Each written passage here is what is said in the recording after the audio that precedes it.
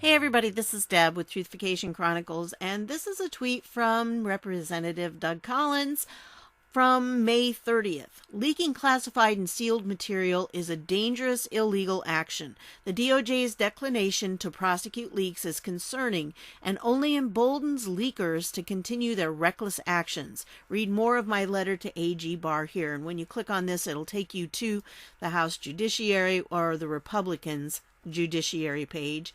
And that's the link right there, and it talks about it down here. Here's the actual letter itself, and so we'll just go with the actual letters. That's what I'll put down below for you.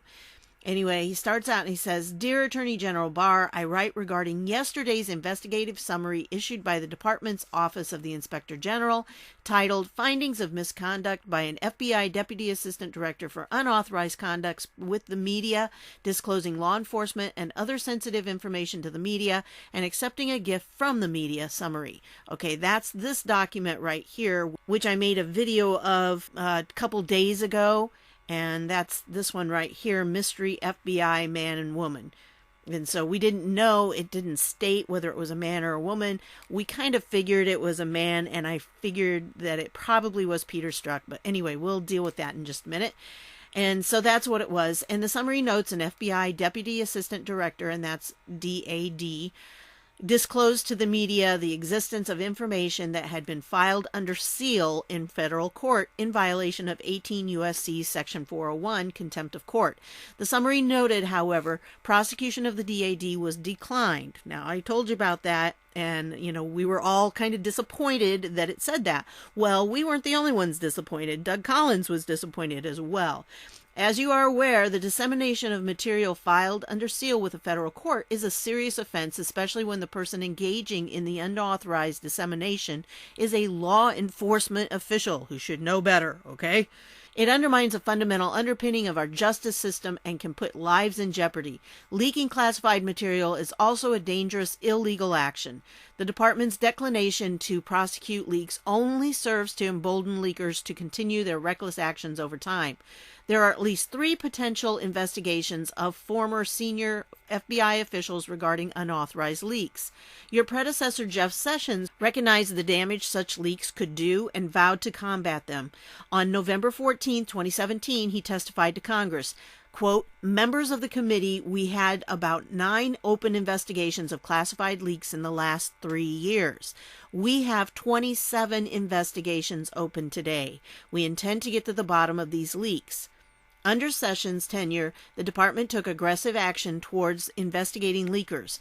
In addition to the disclosures noted in the summary, the U.S. Attorney's Office for the District of Connecticut began conducting a criminal investigation into former FBI General Counsel James Baker for leaking information to reporters. Notably, a grand jury returned a 3-count indictment against a former staffer for the Senate Select Committee on Intelligence regarding his role in an investigation into the leaking of classified information. That was James Wolfe, I do believe.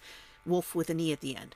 Last April, it was reported the Inspector General referred former FBI Deputy Director Andrew McCabe to the U.S. Attorney for the District of Columbia due to McCabe's lack of candor. As the OIG reported, McCabe disclosed confidential investigative details to a media outlet to advance his personal interests at the expense of department leadership. McCabe subsequently lied under oath to the FBI's Inspections Division and the DOJ OIG. Separately, last June, the Inspector General testified before the Senate Judiciary Committee. His office was investigating former FBI Director James Comey's leaking of memos he wrote regarding his conversations with the president. Over the past year, however, little information has been shared publicly or with Congress regarding the status of these leak investigations. My question too, Doug. Yep. I'm with you on this. Therefore, please provide answers to the following questions on or before June 7, 2019. Number 1, did the OIG refer the DAD discussed in yesterday's summary to the Department for prosecution? Did the department decline prosecution? Why? Number 2, is the investigation into James Baker still ongoing? Number 3, did the OIG criminal referral regarding Andrew McCabe develop into an investigation? If yes, is it ongoing, and what is the status? How many active cases does the department have regarding classified leaks? Bingo, I'd love to know that answer. Number 5, has the department recently conducted a criminal investigation into James Comey regarding possible leaking of classified information? If so, how did that investigation originate, and what is the status of that investigation? And here are the links to the things that he's been talking about. So, right there. Okay, and thank you in advance for your answers to these questions. And so, yeah, and of course he also gives a copy to Jerry Nadler, who I'm sure hates that he's doing this. Anyway, so let's go on. Then he wrote one also to Michael Horowitz, and it's not exactly the same letter, okay? So stick with me on this. Dear Inspector General Horowitz, I write regarding the investigative summary released by your office yesterday entitled All That Big Long Thing Again. The investigation leading to the summary originally stemmed from your offices, and that's the big title of the OIG report that we got in June of 2018. So, yeah, they give these titles, they're huge, long titles. The summary states, in pertinent part, the OIG investigation concluded that the DAD, Deputy Assistant Director, engaged in conduct when the DAD, 1, disclosed to the media the existence of information that had been filed under seal in federal court in violation of 18 U.S.C. Section 401, Contempt of Court. And again, he's taking this directly from this document right here. Okay, this is where he got it. That, right there is the paragraph that he's talking about. And then he goes on and he says, number 2, provided without authorization FBI law enforcement sensitive information to reporters on multiple occasions, and 3, had dozens of official contacts with the media without authorization in violation of FBI policy. Okay, in summary, letter states prosecution of the DAD was declined. That was the part that we were all getting all hyper about, because why? Why did they decline it? And the question is, who was behind that? Well, that's what Doug Collins gets to here. And remember, Horowitz, the IG, cannot prosecute. All he can do is make a referral for prosecution. He can't do the actual prosecution. That has to happen in the DOJ. So somewhere along the line, somebody in the DOJ decided to decline this prosecution. Okay? So while the DAD is not named in the summary, there are several indications the DAD in question is former FBI counterintelligence agent Peter Strzok. That's what I said I thought it was. For example, the 2018 report noted Peter Strzok is an experienced counterintelligence agent who was promoted to Deputy Assistant Director DAD of the Espionage Section in September 2016. The 2018 report also said, most troubling, on October 29, 2016, Strzok forwarded from his FBI account to his personal email account an email about the proposed search warrant the mid-year team was seeking on the Wiener laptop. This email included a draft of the search warrant affidavit, which contained information from the Wiener investigation that appears to have been under seal at the time in the Southern District of New York. So yeah, Peter Strzok doing some bad stuff here. According to figure 3.1 of the 2018 report, no other deputy assistant director was in the FBI chain of command for the mid-year investigation. And remember, the mid-year investigation was the thing about Hillary Clinton's emails, the main subject of the 2018 report. As such, please answer the following questions. 1, is Peter Strzok the DAD referenced in the report? Yeah, I think he should be named, I think whoever did that, when you're putting something like this out, I don't care. The guy should be named. He did something wrong. He did something wrong. Let's tell the American public who it was. We deserve to know. And so number 2, was this case referred to the Department of Justice for prosecution? Well, I assume it was, because otherwise it wouldn't say, like it does. It wouldn't say prosecution of the DAD was declined, but it still could be that he didn't refer him, although I think if it was declined, he would have had to have referred. But I don't know. And did the department decline to prosecute? If so, why? Here's where he's trying to get to the heart of it and find out exactly where along the chain of command something happened that this guy ended up getting off for what he did, which was obviously something that should have been prosecuted.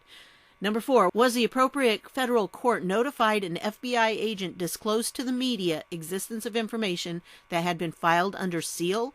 If not, why not? If so, what, if any, action was taken by the court? Additionally, last year you testified before the Senate Judiciary Committee. Your office was investigating former FBI Director James Comey's leaking of memos he wrote regarding his conversations with the president. Specifically, you testified, "We received a referral on that from the FBI. We are handling that referral, and we will issue a report when the matter is complete, consistent with the law and rules. To better understand the status of this review, please answer the following question." 5. Is your office's investigation into James Comey still ongoing? If not, what was the resolution of your investigation? If so, when do you anticipate issuing a report on that matter? Please provide the answers to these questions on or before June 7th. And then down here, he has the signature. And again, a copy goes to Jerry Nadler. So I wanted to share that with you. And here, the footnote just says, mid-year exam was the internal code name the FBI gave to its investigation into former Secretary of State Hillary Clinton's email server. So that's the case on these two letters. I think he's asking excellent questions. This guy does a really good job of getting to the heart of things. And these two people that he addressed need to let us know what's going on. Now, I understand that they don't usually talk about ongoing investigations, but something's got to happen here. There's got to be some way to find out what they're doing. And I think even Congress needs to know what in the world they're doing if they're investigating some of these things, because these are excellent questions and the public needs to know this. So I hope that maybe one of these two is going to result in something. I really hope with the Horowitz one that we see his IG report on Comey. But again, if he recommends them and then the DOJ doesn't prosecute, we've got an issue here. This is a real problem. So I hope that somewhere along the line, Barr is going to address this. And that instead of just seeing recommendations for prosecution and prosecution of the person was declined, because this is not the first one, I've reported on another one. I hope that we're going to start seeing some actual prosecutions out of this, because, as long as these people are seeming to get away with stuff, the people are not going to have any confidence in our intelligence community. You remember what I think it was Clapper said, that they have 7 ways to Sunday to get you back. Well, guess what? They're working on it.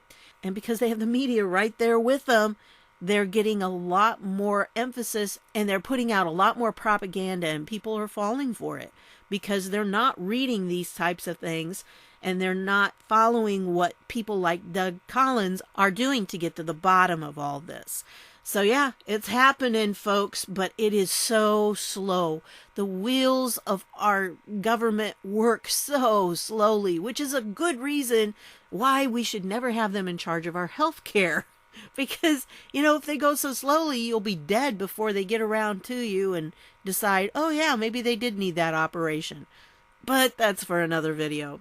So that's what I've got for you on this one. I wanted to share it with you, let you know what's going on, and, cheer on Doug Collins. If he's your representative, man, give that guy some great kudos, because he needs to know that we're behind him. He's doing an awesome job. If he's not your representative, most of them have it set up now that you can't even send a contact thing to them because they've been getting so much, different mail from different people, I guess.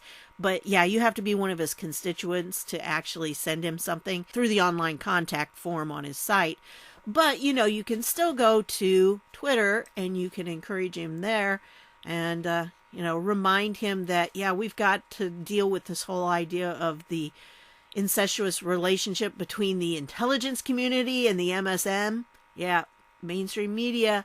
There needs to be something that breaks this. I know it's important to expose the corruption and everything, but until we break down the mainstream media, we're never going to see all the corruption taken care of. We know that the CIA and all of the intelligence community have been working with the mainstream media for years, for decades. And so we need to have that stranglehold broken before we can restore the rule of law, because the rule of law has been tainted by conviction by media. If you do something the media deems is wrong in their eyes, they will crucify you. And they put it out there so much that people start believing it. Because if you repeat a lie long enough, people will believe you. And so that's what they're doing. I mean, that's how they do things. And they work together with the intelligence community sometimes to do this. Now, I am in no way saying everyone in the intelligence community is a bad guy. All right? There are a lot of very good public servants in our intelligence community organizations. But there's still an awful lot who are in it for their own agenda. And that should bother all of us because they have a lot of power. And that power, especially in the CIA, can go unchecked. Until we stop the leaks, it's going to continue the way it is. And we need to stop those leaks, and we need to prosecute some people who have been leaking so the American people can see that, yeah, the rule of law is being restored. And until that happens, I think we're all going to be skeptical about it. Even though I know what's coming and I know it's all going to eventually come out, it's still frustrating to me when I see things like that, prosecution declined. Why? Why did you decline prosecution? Who did it? I want to know who. And that's what Doug Collins is talking about in his letters. He wants to know the same things. So you go, Doug. Do it. Find the answers. Get them to tell you what's going on. So be patient, patriots. It's taking a long time, but it's eventually going to get there. So hang in there. It's coming. It's just, I think it was DeGeneva. Last night I was listening to one of his videos, and he said that within the month we should be seeing a lot of documents from the D-Class coming out. And that's going to be a game changer too. So it's going to be an interesting summer for us. And by the way, if you're hearing a humming sound, the fan on my laptop is doing this thing where it seems like only when I'm using my recording program and my video editing program, it really kicks into this high gear or something, and it makes this horrible whine. I'm trying to muffle it as much as I can, but it's still there.